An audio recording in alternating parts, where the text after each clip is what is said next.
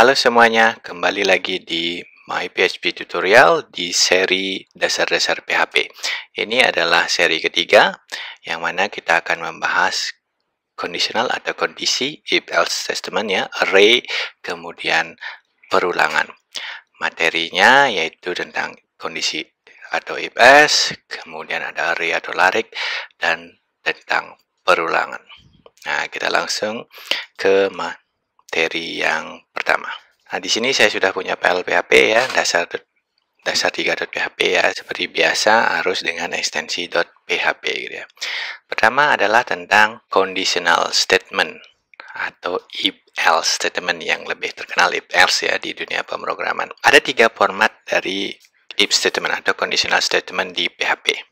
Yang pertama dengan if saja, misalnya if kita coba membuat bilangan, mengecek bilangan sebuah nilai genap atau tidak ya. Saya bilang if misalnya nilai, ya saya bikin variabel dulu ya, sama dengan 1 ya. If nilai ya dimodulus dengan 2, hasilnya 0, maka dia bilangan genap. Echo genap ya. Nah, kalau ini saya coba di browser, maka tidak ada hasilnya. Kemudian kalau saya jadikan 2 ini, maka ada hasilnya. Gitu ya. Kemudian yang kedua adalah ada else gitu ya. Else gitu ya. Nah, ganjil gitu ya. Berarti ganjil ya. Jadi 1 berarti ganjil gitu ya. Kemudian yang format ketiga ada else if gitu ya. Kita bisa tambahkan else if ya. Ada else if gitu ya. Ya. Ya, else if itu artinya selainnya jika misalnya saya bilang kalau nilainya sama dengan 3, saya bilang 3 gitu ya. Sederhana sekali ya. Nah, ini saya dibilang genap. Saya bilang 3 di sini. Nah, 3 gitu ya. Nah, itu tadi jenis dari conditional statement. Kemudian di dalamnya ada operasi aritmatika yang bisa dilakukan. Misalnya, bukan operasi aritmatika, operasi logical yang bisa dilakukan. Ya. Bisa menggunakan sama dengan seperti ini. Bisa juga tidak sama dengan. Nah, ini diganti menjadi ganjil. Ya. Kemudian ini menjadi genap seperti itu ya. Nah, ini kalau kita bilang ini dia ganjil duluan ya. Karena ini nilai ganjil, ini tidak terpenuhi gitu ya.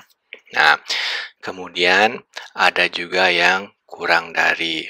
Ya, kalau ini kita kurang dari 0, dia menjadi 3. Kalau lebih besar juga boleh, lebih besar dari 0 menjadi ganjil ya, karena ini tidak terpenuhi, semuanya tidak terpenuhi ya. Nah, kemudian kalau nilainya adalah misalnya kurang dari sama dengan, maka dia tetap 3 gitu ya. Kemudian kita bisa bilang lebih besar sama dengan gitu ya. Jadi nilai ini lebih besar sama dengan gitu ya. Kemudian bisa juga bilang gini ya. Contohnya begini, pakai not gitu ya. Pakai not if not empty gitu misalnya, if not empty nilai gitu ya. Atau juga bisa menggunakan ada 2 informasi seperti ini. Saya bilang gini, if not empty nilai ya, and nilai dibagi 2 sama dengan 0, saya echo genap seperti itu ya. Nah, ini bisa juga. Nah, ini yang pertama, yang kedua, ini ya. Nah, ini karena tidak genap, dia tidak mau ya. Nah, genap ini ya. Kemudian juga ada OR, operasi OR. Kalau saya bilang, misalnya, if ya, not is set,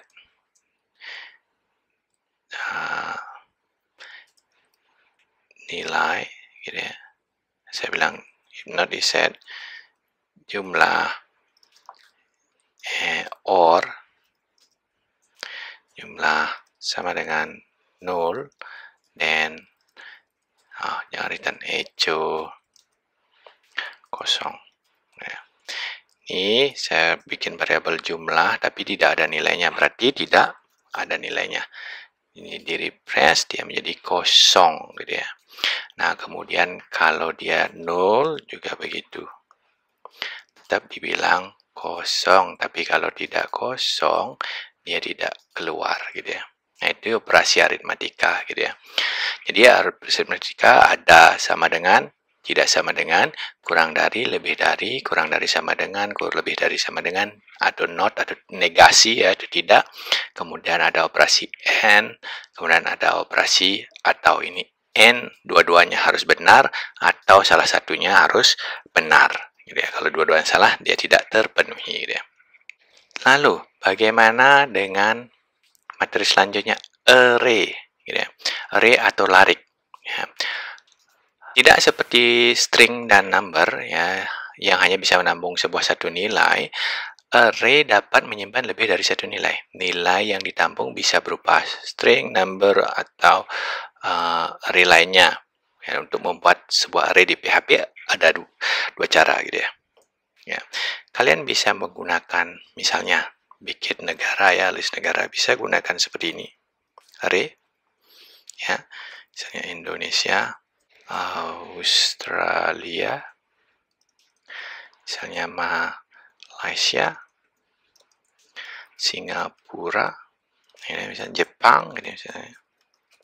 Atau bisa juga seperti ini, yang terbaru ya di PHP 6 sekian, PHP 7 yang jelasnya ya, kita menggunakan seperti ini, notasi seperti ini, menggunakan kurung siku seperti ini. Ini sama aja ya. Atau kalian bisa juga mendefinisikannya mulai dari array kosong. Misalnya ada array siswa. Ya, saya bilang ini kosong. Saya bisa tulis array begini. Saya juga bisa tulis begini. Kosong ya. Nah, kemudian saya bisa masukkan misalnya siswa pertama. Nah, ini perlu diperhatikan. Selalu mulai dari indeksnya dari 0 ke 0 gitu ya. Ya. Misalnya Andi gitu ya. Nah, kemudian ada siswa 1 Ayu gitu misalnya. Nah, bagaimana kalau kalian tidak tahu array-nya itu indeksnya ke berapa? Nah, kita bisa bilang siswa seperti ini. Ini menambahkan ke yang terakhir. Budi. Gitu ya. Ini menambahkan array ke indeks yang terakhir gitu, ditambahkan ke bagian terakhir gitu ya. Nah, kemudian juga ada array yang bukan hanya indeksnya 1, 2, 3 gitu. Bisa indeksnya adalah string atau disebut dengan associated array gitu ya. Nah, misalnya kita bisa punya seperti ini. Ya, misalnya punya sebuah array yang isinya ID dan nilai gitu ya. Misalnya ada di dalam siswa NIS dan namanya gitu ya. Siswa NIS-nya ya 1, 2, 3 ini Eka gitu ya. Kemudian ada juga siswa 002 Agus gitu misalnya ya. Nah, ini disebut dengan associated array gitu ya. Nah, siswa NIS ada variabel beda ya.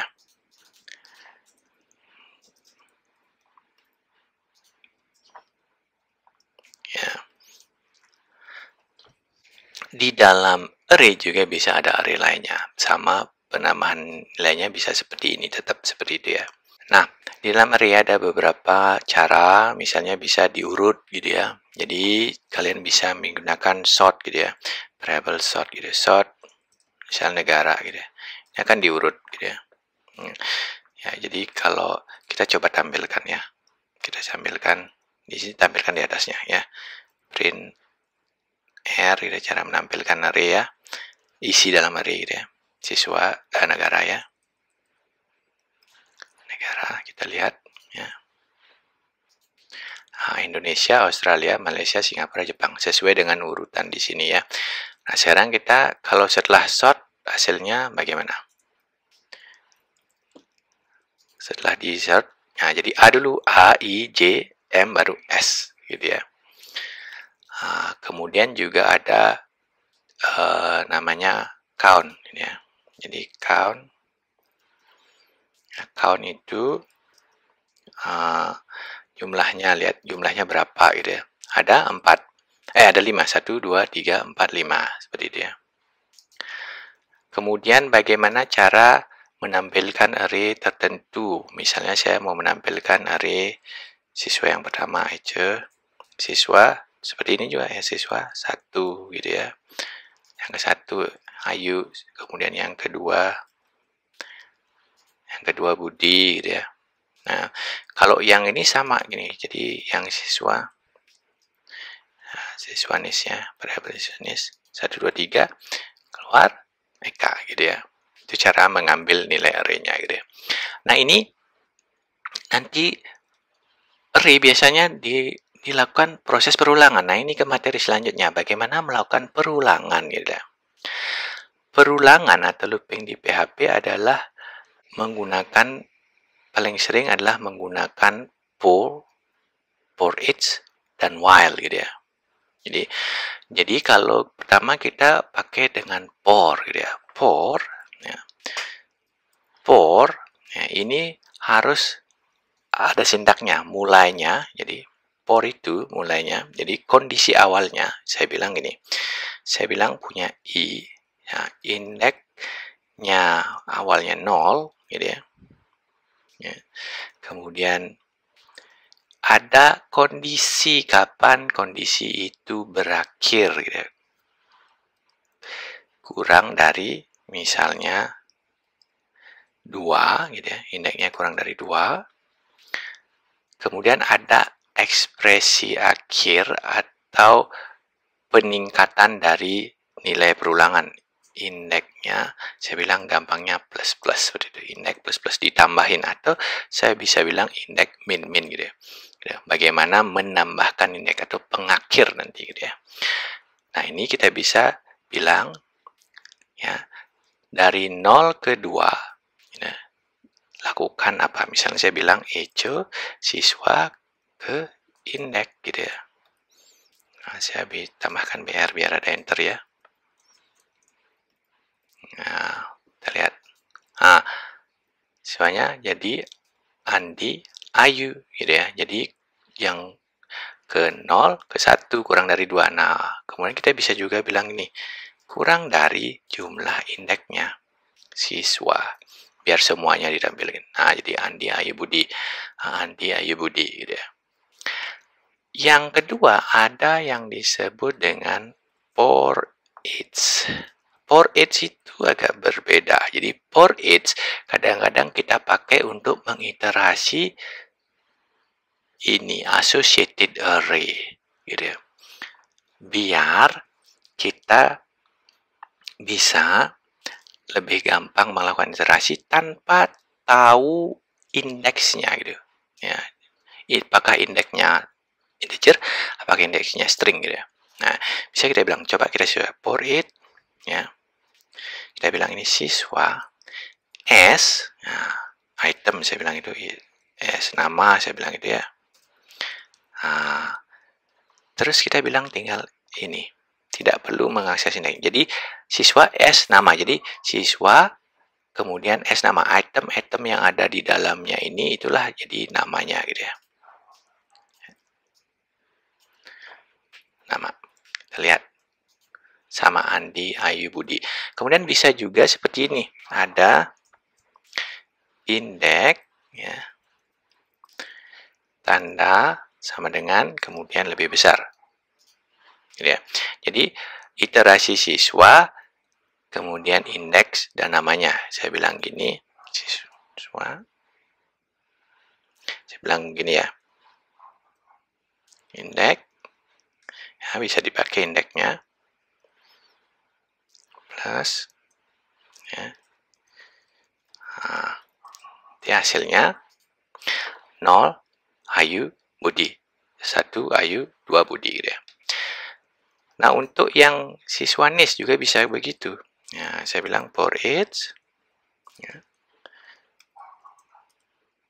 for each siswa S NIS nama. Ya, saya bilang, saya copy ini. Kita bilang NIS, NIS. Nah, ini yang diterima bukan ini siswa tapi ya. 0123 Eka, 002 Agus gitu ya. Terus ada juga menggunakan while gitu. Saya bilang ini, saya bilang while indeks kurang dari, ada kondisi, tinggal kondisi gitu. Count siswa. Ya, ini bisa. Selama indeks kurang dari jumlah siswa, kita bisa bilang print siswanya. Itu gitu ya. Kita lihat hasilnya sama. Agus. Terus dia ya, iterasi. Ini nggak selesai-selesai.